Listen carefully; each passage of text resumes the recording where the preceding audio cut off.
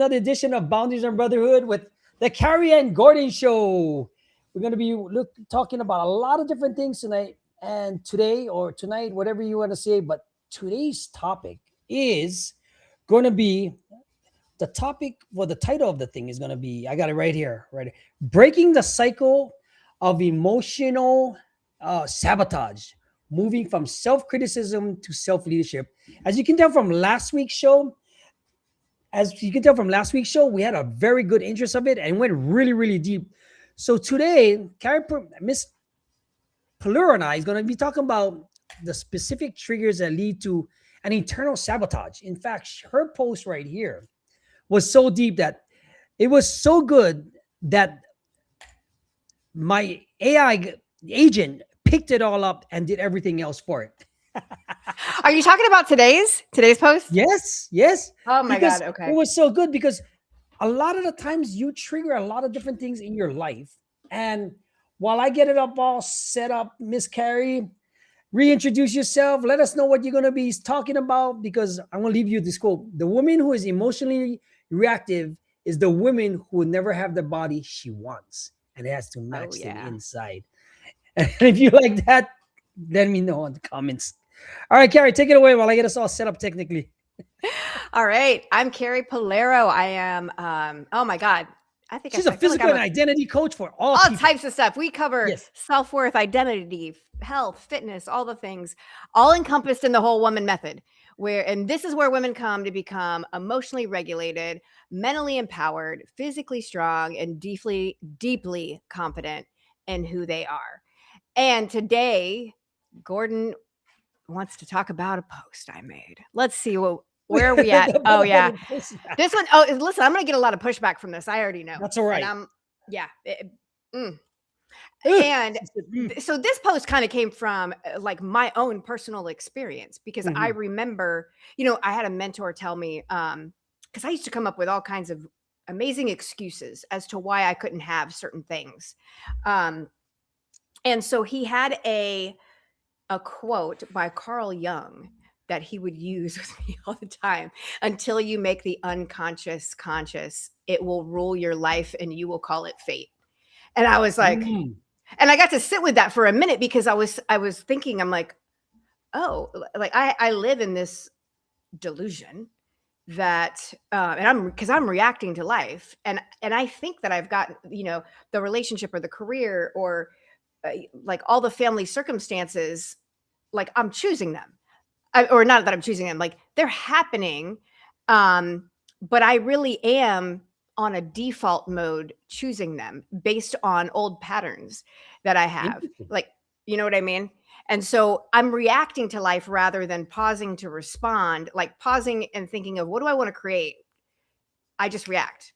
And because I react, I'm not getting what I want, because I'm just reacting to the circumstances constantly. That doesn't support at all. So for me, that never worked when it came to my body, because I would just react to what I saw in the mirror and I would talk shit to myself. Right. Thinking that was going to help me. That never helped me. But there was a pattern back in the day that did help me when I would push myself. And if somebody were, and I don't want to use the word criticize, but if somebody said something to me that gave me a, like a little push or a little nudge that I could do better, like suggested that I could do better, I would jump all over it, right? Because I really wanted to do better. However, I've taken that on, right? And then I would stand in the mirror and talk shit to myself. But that doesn't work anymore. Like you don't respond to self beat up or positively. You don't respond positively to self beat up. Yeah, because you're basically beating yourself up all for nothing, because you're acting off of something that was in your past, right? Now, even for myself, what I've done is I've stopped reacting to, say, me being a parent, my 2 toddlers and everything else. I never used to react to a lot of different things before. And then I stopped reacting in a way where my anger gets the best of me, because if not, I just lose my shit, basically, right? Because a lot of times your emotions might be running the show, the anger, the anxiety, depression, everything else. And it carries over to even, like, say, your dating life, your emotional, your relationships, all this other stuff. Because let me ask you this question, right? How do you identify specific triggers so you don't go down that path? because every situation could be different, right?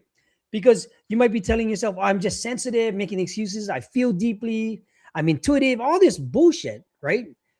But what are some of the triggers before you get to that?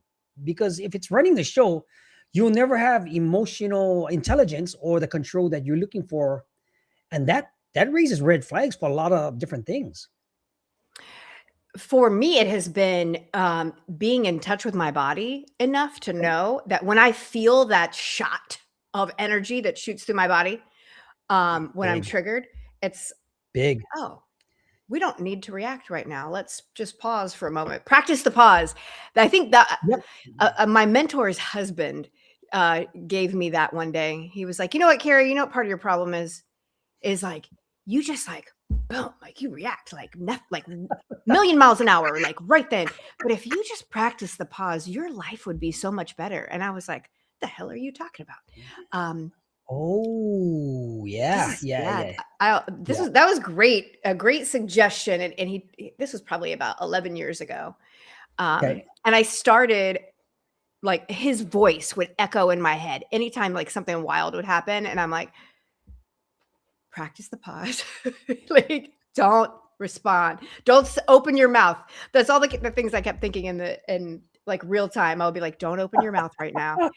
Because I had to, when I react on adrenaline or like some kind of wild energy going through my body, the chances are I'm not going to respond in the best way possible. Correct. Right. I was just about to say, yeah, It's just like absolutely. I shut off everything in my brain that could potentially support me in responding in an adult way. It does not happen. Right, It's like, right. "Oh." Um, and so that really allowed me to take a step back, and then I started to realize, I'm like, "Oh, okay, so what is it that's flowing through my body? And what is the sensations that I'm feeling in my body? And then what am I, um, because I'm giving it an interpretation. And what is the interpretation that I'm assigning to the sensation that's coming up?" Right. Beautiful. I mean, basically because you're identifying everything that's come up. And for say the young you used to just react, be this go-getter, be she's shaking her head. The wi the wild child. Yeah, Yes. but then again too, because you just reacted, and so was I. A lot of people just react because they don't have that emotional equivalence of doing the pause, right? Walking away, just realizing certain things. Do you think that comes with age, wisdom, or just going through the shit? I think it's all of it because, the things that I'm sure triggered me 20 years ago don't trigger me today, and Maybe you don't I give a might shit. That's feel why you just don't give a fuck. yeah, it's just like.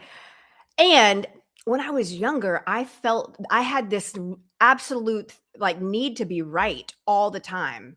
And so Mhm. if Oh, that's big. you triggered me in any kind of way or said something that was I felt was out of line, like I needed to make sure you knew. And I think so there's a lot of difference there. So I think it comes with age, it comes with wisdom, but it also comes with practice. Oh, that's big. It comes with a lot of practice. Yeah, it definitely What kind comes with of? practice. Let me ask you this one then. Now that you said that, what kind of triggers have you caught yourself most recently that you've changed? Mm. I know you got some. I can tell from your post what's happening.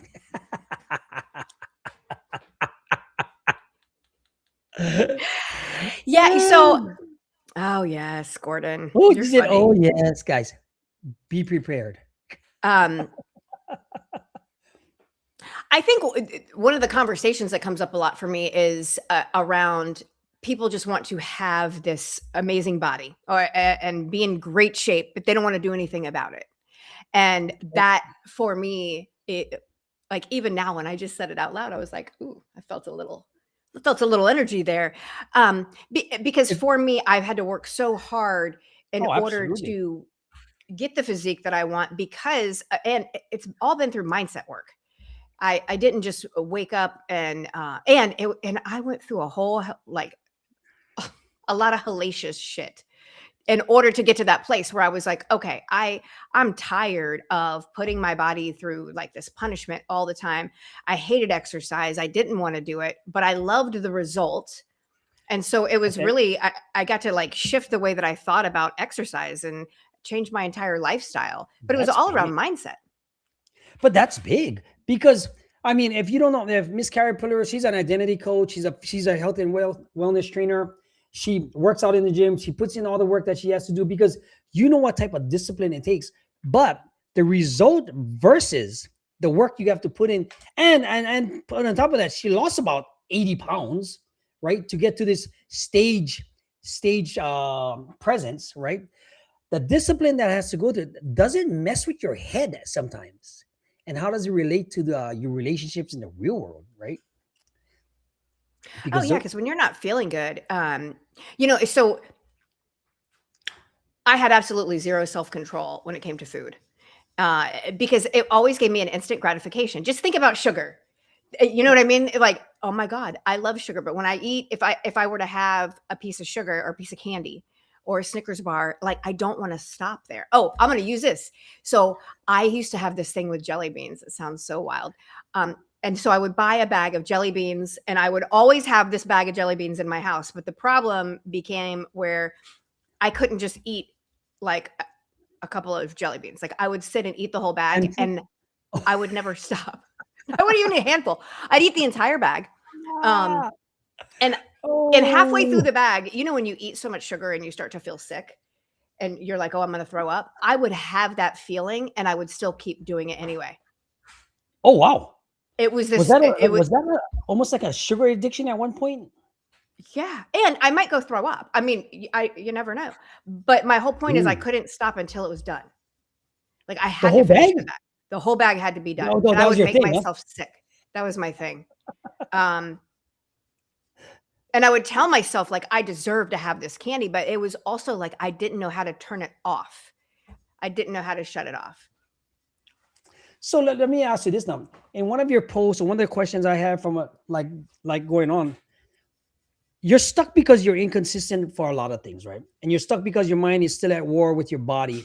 And then it just translates into how you think, how you move, how you treat other people. You can do all the right things if you're stressed. If you're stressed, rushing and talking to yourself like crap, and your body will hold on to it because your nervous system kind of like sees what it's all doing, right? Do you need more discipline, or is that just part of the journey?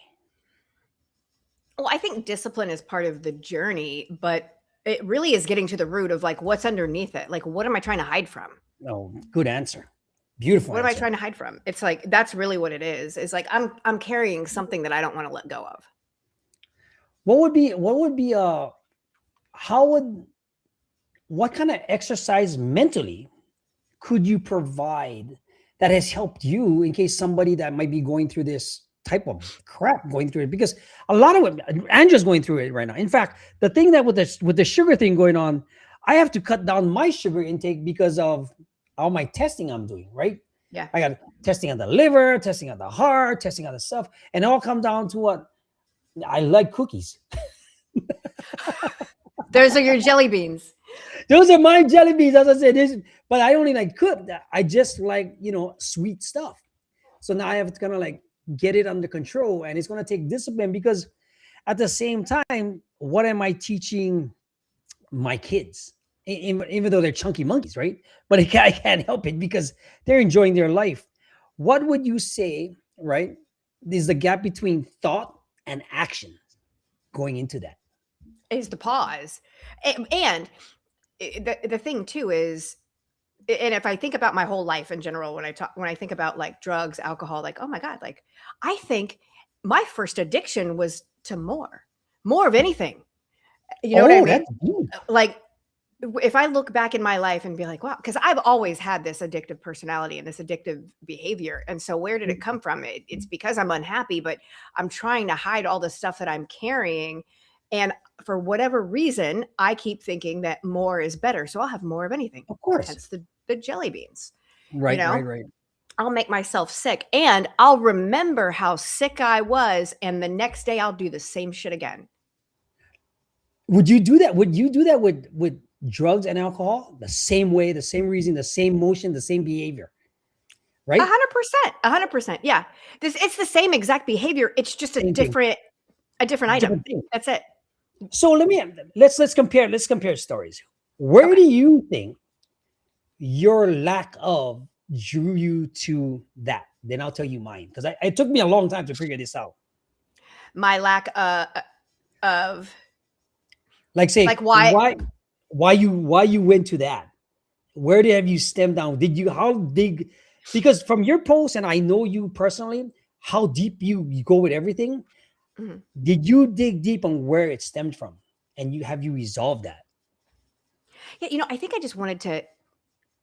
I wanted to feel better about myself. And so, and this is actually the work that we're doing in Confident to the Core this week. It's so wild that we're even talking Hmm? about this. Um, See, I went back and yes, you're right. We did go deep. I got to go back and look at some like life events that occurred. Um, and when I went back, because a lot of times, like I'll go back and I'll look at the big life events that happened in my life, right? That were impactful. And then I forget also that after I address some of those things, there's always another layer. Like it can absolutely, go 100%. way deeper. When I started to dig deep in like what it was, um, why I wanted to feel good or why I wanted to feel validated in some way, it was because like originally going back, it was, oh my God, well, all went back to my parents getting divorced. Like Okay, that whole okay. thing, How right? old? How old were? I was 6. Okay, 6. Okay, Yeah, and so that was like a really impactful day. I remember that, but because I interpreted their divorce as, "Oh my God, my dad doesn't love me. He's unlovable. I'm unlovable," right? So I always want to feel good, or I always want to be validated, or like seek something outside of me to change the way that I feel inside, because inside I feel unlovable. Do you know what I mean? yeah, no, absolutely, I get it. But it goes even deeper than that, because that's the belief that I created when I was 6 years old. Like all the choices that I make after that reinforce that belief. So it's like, in a sense, like I'm creating it. Like, and if I don't see it, this is my default setting to always prove that belief right. Because remember, I'm addicted Mhm. to being right too. Of course. Why? I mean, I because want to you be want to be right. validated. Yeah. Yeah. Even if my validation is that I'm a piece of shit. Do you know what I mean? Okay. No, Like no, I get it because you just wanted to be right. I I just completely want to get be that. right. And so I will make all of these choices and be like, "See, I didn't measure up. See, I'm not good enough." Right. Um Right. and so then it was like, well, if I can't be good enough, like, oh my God, all these external things maybe can make me feel better, you know? That, sex, drugs, alcohol, sugar, working out all the time, like any shopping, whatever it is. But it would never Because it's change the way covering that up. I felt on the inside. Yeah, because it's covering up all your flaws from where it stemmed from your belief from being that separated child and not being loved. Same like Right. me, same exact situation. The only thing mine was getting the attention I didn't get from say either family, right? Mm, Because hmm whether it was my Asian family or my other side family, then getting a stepdad getting thrown into the thing where I was getting abused and all this good stuff. And I already had anger issues because I already was angry because of the situation, like you just said, right? Yeah. Because when you dig deep into a lot of different things going on in your life and you try to go back to it, and I had a lot of time to reflect on it, even when I was in prison, sitting on racks, sitting in a cell, sitting in the hole, sitting in the shoes, sitting in anything else like that, you still don't know why because you don't have the tools to deal with that, right? And it reflects upon a lot of the stuff to either get more disciplined or you go back to the same crap you've done. And it just goes back to show that. And in the addictive personality that you have, I have the same exact curse, right? Because it's not that you want to be validated, you seeking attention. It's just you didn't get it or you didn't get enough of it when you were young, and then you kind of like believe that I wasn't good enough. And hmm then until you go into adulthood, until you figure that out, and then it also goes into like the camaraderie, the friendships, the support group that you might have, that kind of like has a role in that. hmm Because when I get that from you, it's like that's why me and you get along because we can relate to so many different things in a sense that the identity work that you had to do has to reflect how you react on the outside at this day right now. Because if you didn't put in the work, Carrie, and I knew Carrie over 10 years ago, right? She was still a wild child. Yeah, the behaviors came out. Yeah. But Mhm. when you look at things like that and you look at the change, right? How can successfully reframing success, how are you dealing with that now? Knowing that you wasn't in a place where you were and you know how to Mhm. control it. How does that feel for you? And what kind of advice would you give? As far as, say that one more time, So, because I heard it you a know, little different. yeah. I mean, success comes, the role reframing your success as an identity coach and Yeah. the work you did, even in the current work you're doing now, Mhm. how can you shift your internal definition of the standard to help you move forward in your relationship, your self goals, because you just got out of a relationship. And like you said, Mhm. you did that because of the experience you have, and it's a success at Yeah, the same 100%. time. All right. Yes. So that was the question. Like, because of that, what is the standard driven by either self-respect, finding something more? Did because you want to be the person that you wanted advice from before. Mhm. What would you give some of your younger self? Oh my gosh. Well, for one, I would say give yourself some grace. But I Big. think what yeah, really big. That's big. Because you don't get to like beat yourself up over like the past is the past and you can't change it. There's nothing that you can do. But you can learn from it. Mm, And everything is a valuable lesson. And so from that, I everything. can learn from my past behaviors.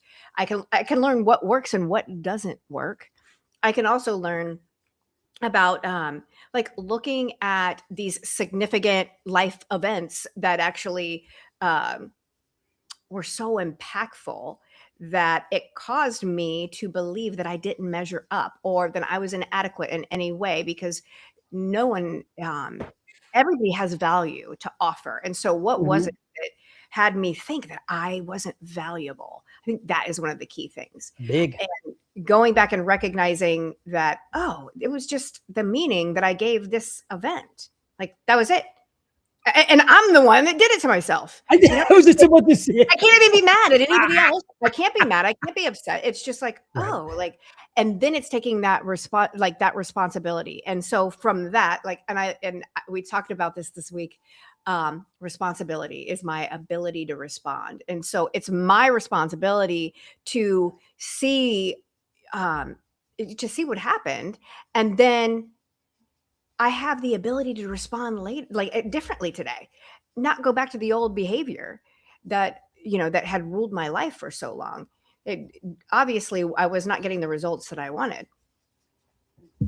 I mean, that is that is deep because basically now the way I said, you're outworking your shame and your trauma with the work that you're doing. You're physically and emotionally and internally outworking everything that's been given to you.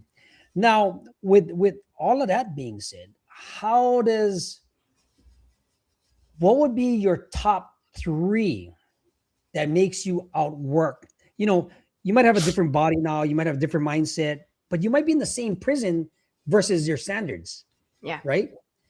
How do you get out of that? Or how do you relate to some of your clients? Like if you're in this situation, give me a situation, basically the one that pops up and how they came out of it. Because it relates to you all the way. Well, I think the first thing that I would say would be being radically honest with yourself. Period. No matter what comes up, like you get to be completely honest. So I'll use an example. I had, oh my gosh, these things keep falling out. I had a young lady reach out to me yesterday, and I was Okay. on the phone with her, and she was talking about she was in a recovery program, and she's like, I don't think this program is for me anymore. And so I was just listening to her, and I said, so tell me what's going on in your life right now. And so she started to share with me how her grandmother passed away, who they were very close. Her grandmother Okay. passed away, families reaching out from of nowhere wanting money. And so as I'm listening, there's all of these events that are occurring. And the only thing I could think about as and she was working with a mentor as well.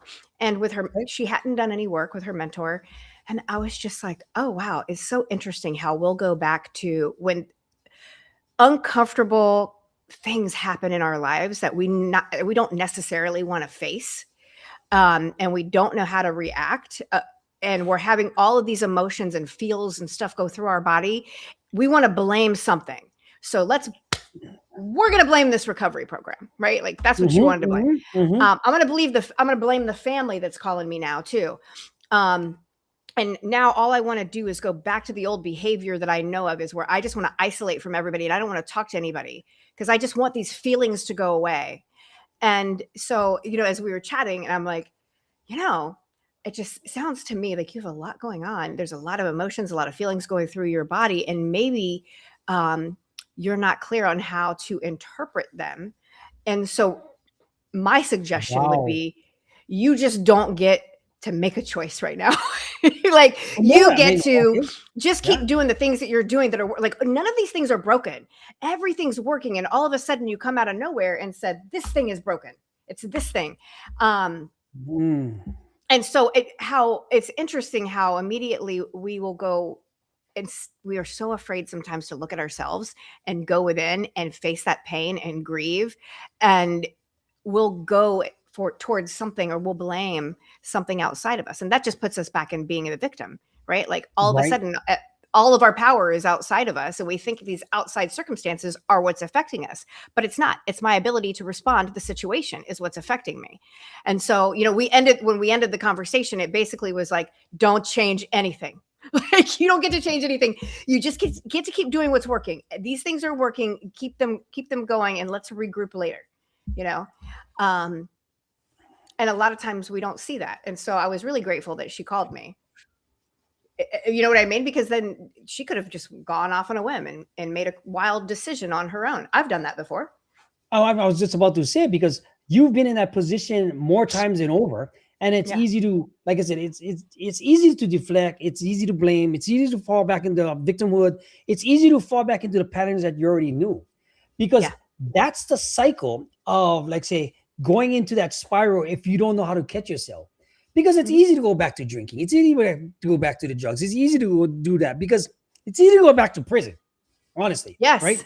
Right. It's easy to go back into that lifestyle, but when you put in all that work, when you start what do you call that, balancing it all out, right? Mhm. You got to understand that's how you break the cycle.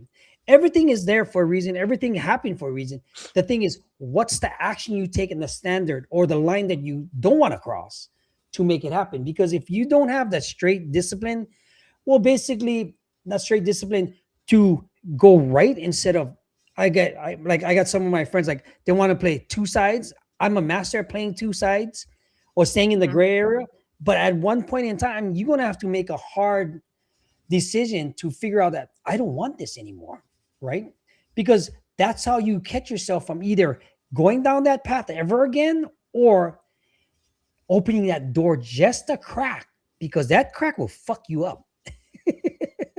Absolutely, absolutely, and this was just like I felt like, "Oh my god, for one, I felt so grateful that she reached out to me, To you, and yes, perfect. that I had that ability to, like, to have I've known her for years, and so it was just kinda like, Oh, why are that's we interesting. blaming? Yeah, Why are we blaming the thing?" Um, and so and she was open to suggestions, and she was open to, she was being honest with herself. And when we started bringing it all out in the open, she was like, "Oh, I can see where I'm going. This is self-sabotage right here. This is the beginning, right, and I can nip right. it right now and stay on the course, or I can start freaking going sideways." So I think it's our ability, like the number one thing for me would be being radically honest with myself. Like honesty on a whole nother level, Well, not just it's cash register honesty. no, yeah, because you got to think, you got to stop using, say, your body, your work ethic, you know what I mean, as a custom to whatever you got going on in the past. Yeah. Because like one of your posts, like you could outwork everything, you could outtrain, you could do everything, but at the same time, you're still the same person inside, regardless. Everywhere I go, there I am. Yes, because like you said, like the longest and the most profound relationship you have is not with anybody else; it's with yourself. Yep. And that quote right there, how are you going to survive 5 years from now if you don't fix what's here now? You Yeah. can keep on blaming, you can keep on deflecting, you can be doing all these things. How do you bridge the gap, Carrie, between fixing that? So we look at this is what I'm taking my clients through this week is we're looking at these events. I'm reading your And mind, ain't you are. This is wild. I? We are actually looking at these events, and we start Okay. small, right? Like I'm like, Yeah. hey, you guys pick like 5 events. They don't have to be it, and you can label them good or bad or whatever. It doesn't matter, but they were significant enough that you created some kind of meaning that's affecting you today. And so we look at Mhm. the event and we look at only the facts. Like I don't care about how you felt and all the other all the backstory around it. None of that matters to me. I just want to look at the facts and I want to look at the meaning that you created, because when I can take all of that emotion and all the bullshit backstory out of it, and they can just see, oh, like my parents got divorced and I made it mean like that I was unlovable and not good enough, and like, man, I really ran away with that. It had nothing to do with me. Right, right, right. And then from there we can go, okay, so like now that we know that this is just a bullshit story that we created, like now we can create something different. We can move forward from there. But until I see that, I don't know what's running the show in the background, because that whole good not good enough story is running the show in the background, and that's how I'm responding to life. Mm. Give me an example of something maybe one of your clients or whatever gave that situation. Give another one that people might be relating to on this live stream going on, so that they have a deep concept of it. Because you can explain it really well from that point of view. Then I'll kind of like do the cap up on it, because that kind of hit an interesting point, because whatever you did, whatever you're doing does reflect everything, and it affects everybody else around you as a community. Because Mhm. at the same time, you're seeing it like it's black and white in your face real clearly. The Mhm. person in it cannot, Mhm. right, explain the differences. So another example would be I had a client who her father passed away, and Okay. and he passed away when she was in addiction, and so I don't believe that she ever had the opportunity to like have any kind of. I don't think he had ever been able to see her where she is today. Clean. Okay. Um, yeah, and having a successful life, right? And so it was interesting because of that, the way that she would show up for men was she would show up and have to prove herself, and it came across very Oh, like better than, but it in her mind it was almost this proving. she wanted to prove, she wanted to show, oh my god, like look at all these things I've done. Like she was looking for the validation from the men, to make up for the validation and the things that she didn't get from her father. That is deep and big. That is huge, because she oh I didn't she didn't get she really didn't get no closure from it. So she's Right. seeking that from every single man that she has a relationship with. Mhm. And she's always also going to be challenging everything. That's going to be a wreck in the future if she doesn't have a cap on it. Right, right. And it wasn't only that, it was just like, I have to be the successful one, I have to be the one that makes all the money. It was, and so there was a lot of other control things going on too. So like there were other factors that were play here, but the main one that I saw was she just wanted her father's love so badly, and so I was now she projects that onto the men. I mean, let me ask you this from a woman's point of view, from a female's point of view. Do you think men will see that if they're getting into a relationship with her, or will it be a constant challenge? And how can she soften up in that sense, or accept that, or does she have to find the right guy?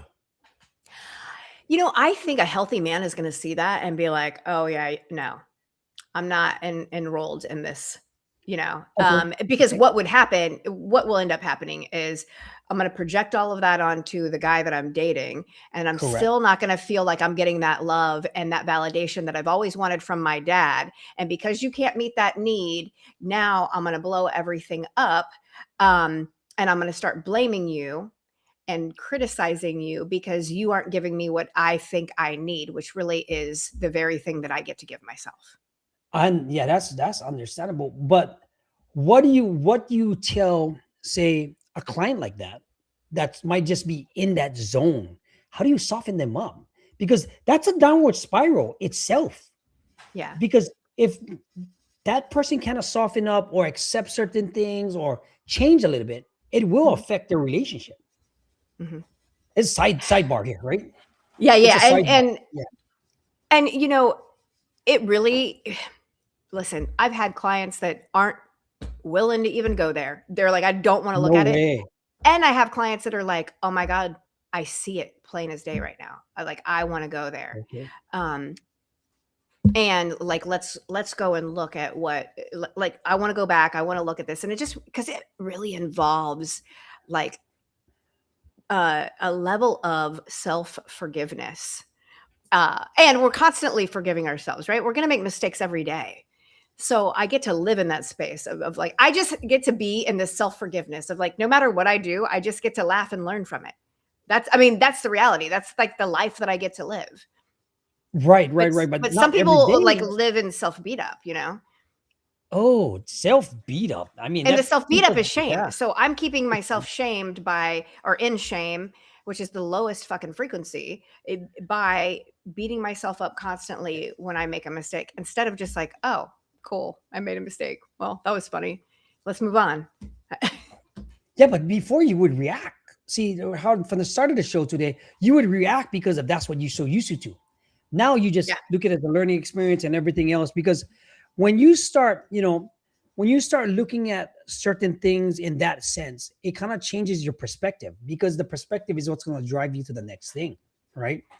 Yeah. Now, oh, what was you going to say? You were going to say something. Oh, I was gonna say, and when we focus on the mistakes that we make, it distorts our vision. And I had a mentor tell me, she was like, Carrie, like this is wild. It's like we're driving down the road in a car and a bug hits your windshield and you're so fucking focused on the bug that you can't see the beautiful view behind it and where we're going.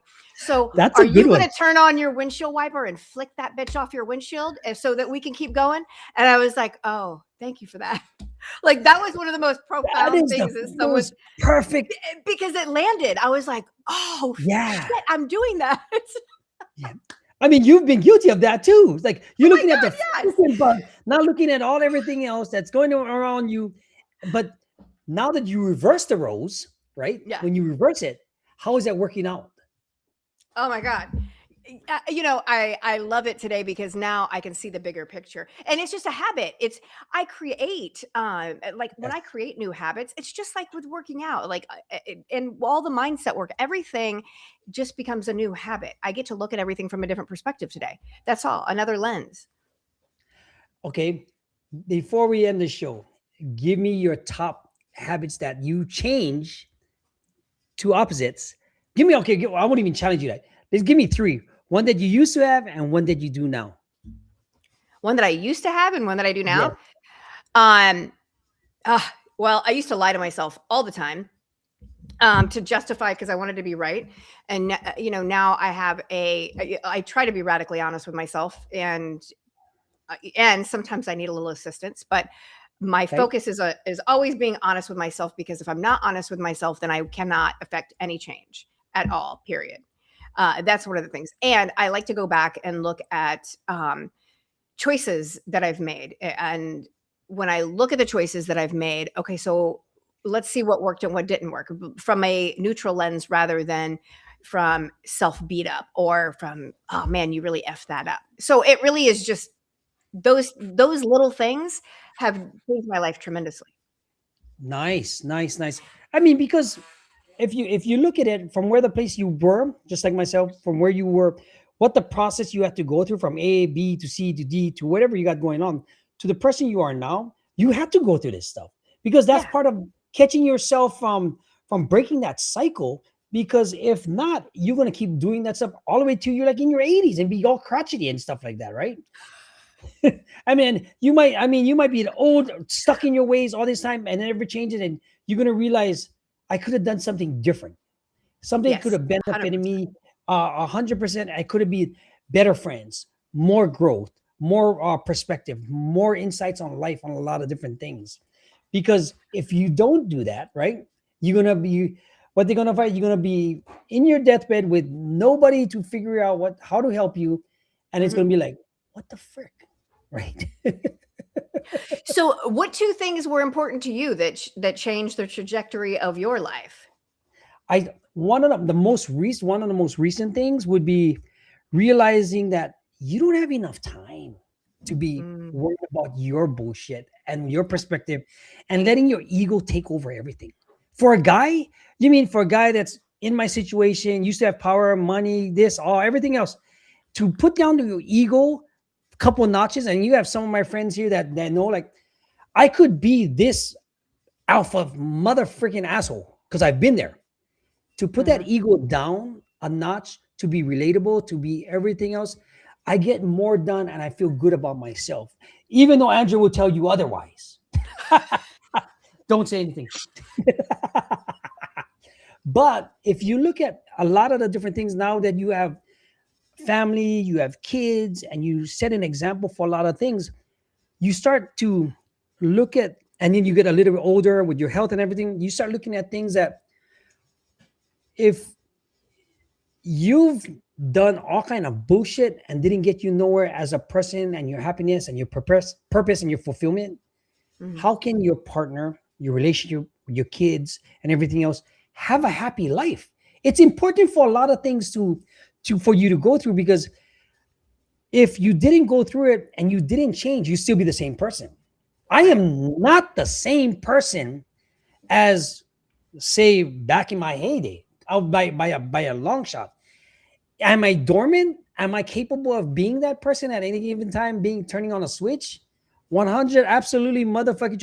I'll do something if it came down to the point. But you make the Mhm. choice now, right? Yeah. Because, like you said, I cannot lie to myself, right? If you keep like you hit it on the head, if you lie to yourself and you make excuses, justifications, and you make reasoning for it, and then you start believing that own lie, where does that Mhm. direction go? Right? It's only going to get you in the same predicament, the same situation, the same thing. And for me, like I said before, the judge told me before, if I ever see you in my courtroom again, Gordon, you will never see the light of day. Whew. So you mean so it's like she told me you will do life. So in between when I had to do my sentence, my federal sentence, even though I didn't have that direction, I didn't have the time, I always had that in my mind. And that's why until this day, right now, I've spoken to, I've closed billionaires, I've closed millionaires, I've spoken to the federal probation officer director with all the probation officers. I've done things in my life to make my grandmother happy because I couldn't see her when she passed away. Mm. You see what I'm saying? Oh, wow. That's Right? powerful. Right. So because of that, I always relate to that. Like my mom and my auntie was like, Granny would be proud of you who you became today because of she always believed in me, no matter what. Like Mm. her death, Carrie, her deathbed. I called her from uh, FCI Lompoc at the time. She goes, my nickname Sonny. She goes, I won't be able to wait for you, Sonny. I say, Oh, and then wow. because I used to send her figurines from the ceramic class, all this stuff, right? She goes, Mhm. I won't be able to wait for you. I'll see you. I'll just stick to what we've been talking about, and I'll see you in the next life. And that Wow. hit me. So I had to. It was so bad when she died. My mom them didn't want to tell me she died because they don't know if I was going to go hurt people. Oh, wow. Yeah, Yeah. yeah. But that's what changed me because the perspective I had, like, how can I become a good person? This is why I do what I do. And just so happened I get blessed with kids, I get blessed with my wife, I get blessed with my family, I get everything, I get good friends, small circle, you included. It helps my community of support, Yeah. vice versa, right? But ooh, that was deep. That was. I was like, man, you're getting me all emotional right now. I'm like, oh, that was like that was story. It was like, Oh, wow, wait there! I man. tell you about. Wait one day. Wait, I tell you about the my miracle, my miracle, Christmas miracle. That's for another thing. Oh, that's for When another you're day. hanging with that Okay. one. And and when we talk about honesty too, I think one of the most important things is keeping people around me that are going to be honest with me. I don't need yes people. Absolutely. Like I need you to call me on my bullshit. If I'm not seeing something and you know how important honesty is for me and you see it, like I expect you to say something to me. And Mhm. it because if you don't and you just like let me walk around like an asshole, like Yeah, that shows me how much you really care. and that's real caring. I Yeah, mean, and 100%. this is why I have you as a friend, and me too, vice versa. I'll tell you straight up because I don't give a fuck either. But it's when you It's get out of friends like love. that. I just did a faceless video post and a post about this because that's what's needed and that's what's Yeah. missing from a lot of things. Hmm. Wow, this has been a good one. Since Yeah, this Thursday. was good. All right, guys, welcome. Let us end the show right there. Let's see you. If you're watching this on TikTok, please like and share, comment, share this to somebody that might need because you need brotherhood, sisterhood, you need boundaries, you need integrity, you need somebody to tell you straight up. Guys, this is Gordon Watt from Boundaries and Brotherhood. Carrie, end the show. I'm Carrie Polero. I'll see you next week. Hi, guys.